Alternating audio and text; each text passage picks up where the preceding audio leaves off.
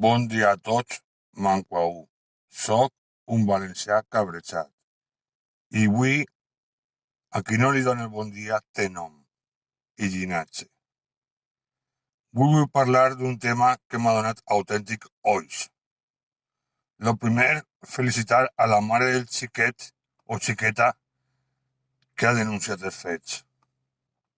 I per lo tant, està patint els fets que anem a narrar. Resulta que en un col·legi de Xilet, als xiquets d'uns 9 anys, en els programes informàtics que porten ara en els tablets, en jocs, cosetes boniques, ara veureu la imatge, no se'ls ha ocorrit una altra cosa que en un costaet ficar llibertat presos polítics. A cagar-se. Pot fer als xiquets de 9 anys este adoctrinament. Però què tenen els nostres polítics en el cap? Això és com les icastoles famoses, o pitjor. Per a que quede clar, no tinc res contra ninguna ideologia política. Si un senyor se vol independitzar, allà ells. Estem en llibertat i poden demanar-ho.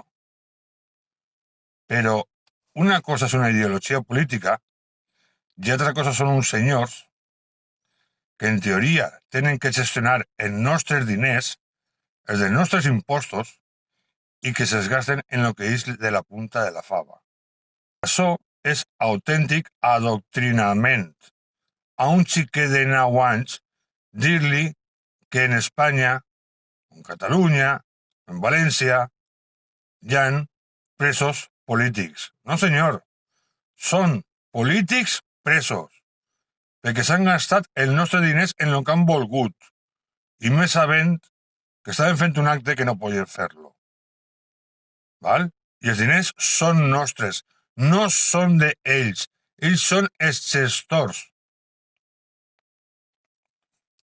Per lo tant, estos senyors són polítics presos per malgastar els nostres diners, que no són d'ells. I ja que ho fan, lo manco que poden fer és ser responsables. Qui la fa, la paga. I per acabar, estos senyors són uns deshonrats, perquè han delinquit. Està clar? Per a rematar, en la mateixa aplicació, no podia faltar.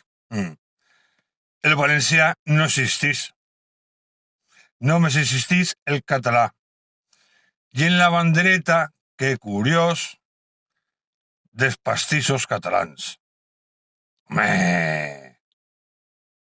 És que tenim lo que no volem. Que vergonya. Així que ja tenim en València les icastoles del senyor Marsà. Vergonya, cavallers, vergonya!